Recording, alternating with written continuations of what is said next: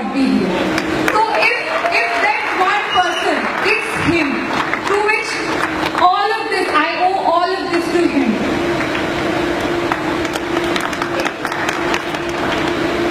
Dr. Ambedkar was not only the champion of our community, but for everybody who was oppressed, who was vulnerable, especially he was the champion of women's rights. And it was he who said this, that the actual progress of a country can only be measured by how progressive its women are. It's my honor that the year in which we are celebrating his 125th birth anniversary, being from this community and being a woman, I hope I make him proud.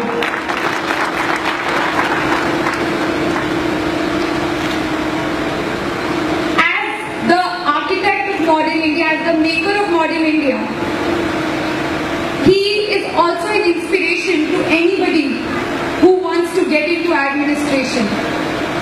In fact, three biggest qualities which he always demonstrated are, I believe, are going to be my core focus areas, and I believe it should be for anybody who will come into the service or wants to come into the service. And the first biggest quality that he always demonstrated is having a compassionate heart. That your heart goes out to the most disadvantaged. Secondly, the ability to give a motivational leadership, to inspire millions to stand up.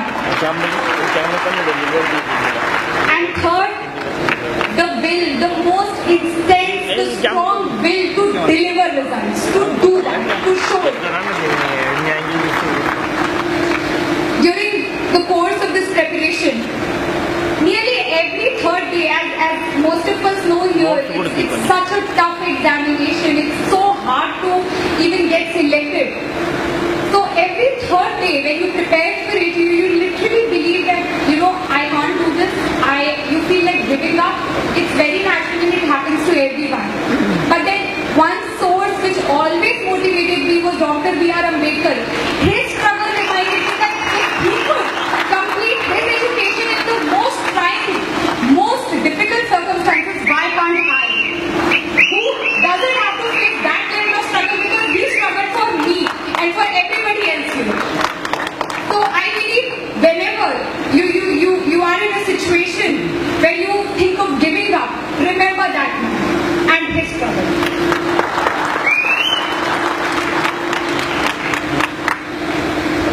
He also said a very wonderful thing that if you have to measure your life, like judge the quality of your life, it's not judged truly in terms of how many years you live. It's how greatly you live.